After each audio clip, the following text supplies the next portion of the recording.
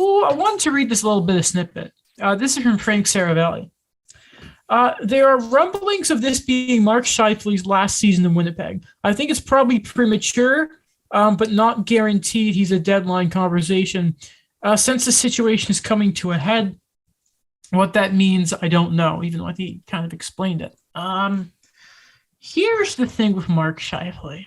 Immensely talented player. Doesn't know the proper time to throw a hit in the playoffs. Point that out. And he doesn't play defense.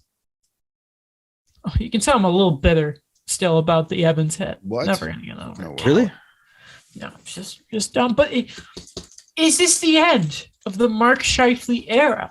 And maybe you finally, maybe Blake Wheeler the same? No, Blake Wheeler, maybe?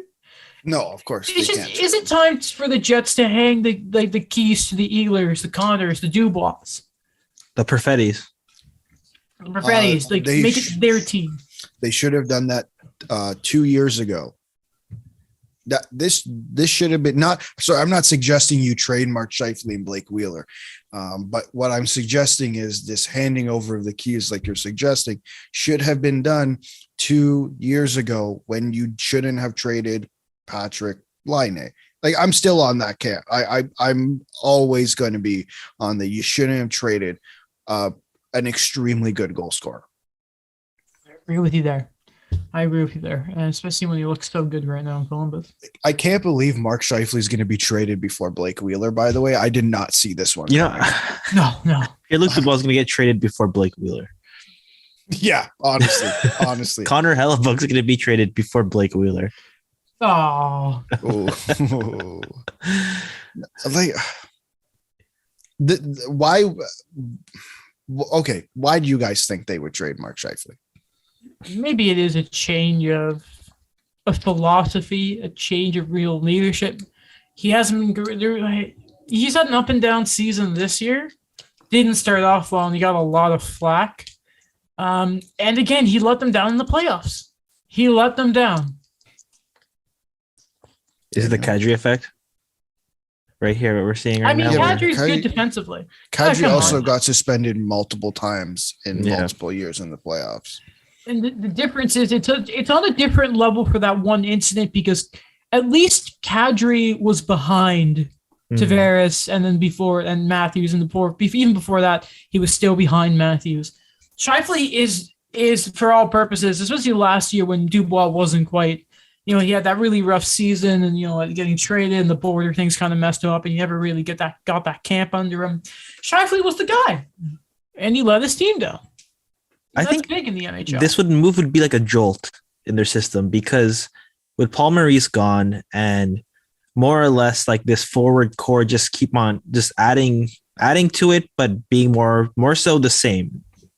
I think that it's just kind of a jolt now saying that what we rolled with before we can't have anymore, and we can still get a great player back for him, but I just don't think Mark Scheifele's that guy. And when I mentioned Cole Perfetti, I think that's just an insurance marker right there that we're going to trade a first line center, but we have something in the pipeline that will be okay.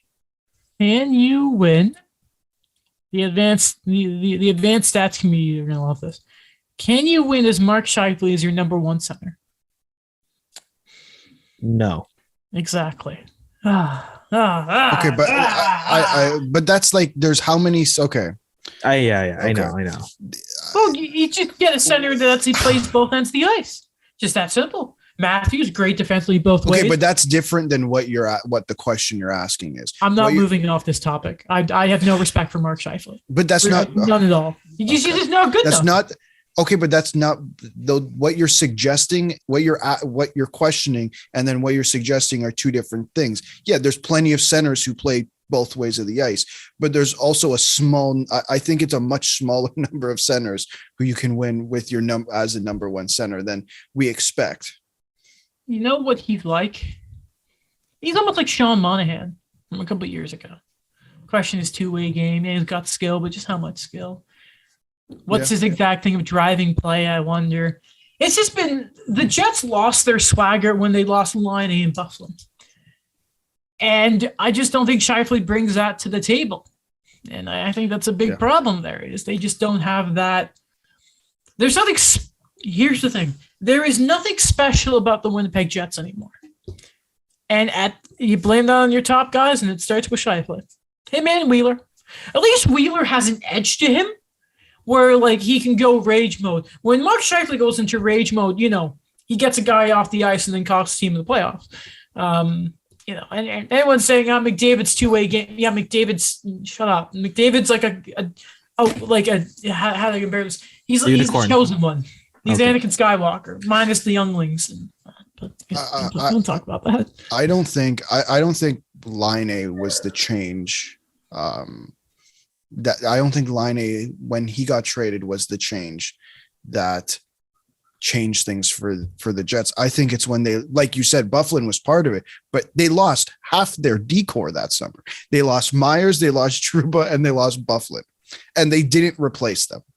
And Ben Sherrod. Sorry, and Ben Sherrod. They literally lost 3.5. I can't do math. Whatever. But they lost 4 out of their 6 guys, and it's taken them years to get a resemblance of a decor that doesn't have any holes in it. And I don't know if we're necessarily there yet either. No, because I don't think they're trying to replace Dustin Bufflin, because we've had this conversation. You can't. There's no replacing Dustin Bufflin. I don't think there's ever quite been a player like him ever in the league. I may never see it again, unfortunately. But I think with Line, it was like, if you're watching the Jets, it's like you're going for the Bufflin hits, and you're there for Liney's dry personality and his shot. And I think you've lost the magic, is what I mean. You've really lost. Like, Bufflin was there much longer and had that, but I just think it's a more general sort of looking under the hood of the car, and it's another sign. And it said you went with Wheeler and Scheifele, and it just. And again, it doesn't help that they need a different coach, and Dave Lowry just hasn't quite been it.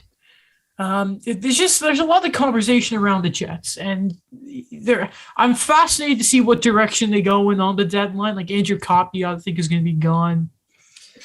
So they're sellers. Like, is that the? Yeah, you're not. I know they've had some big wins lately, but again, it's the conversation of who are you taking, them or Colorado? You don't even need to answer. Colorado. Yeah, sorry, Colorado. Vegas. You're taking Vegas. Yeah. It doesn't. Minnesota? I'm still taking Minnesota. Them or the Blues? Maybe a bit more competitive. Well, I think Daniel would pick the Jets. I'd pick the Blue. The Blues are up front, though, and with their defense, if they add another guy, it's good. But the point of the Blues, they are 3rd, 4th in the division, and you still question how good Winnipeg are going to be. Calgary all the way.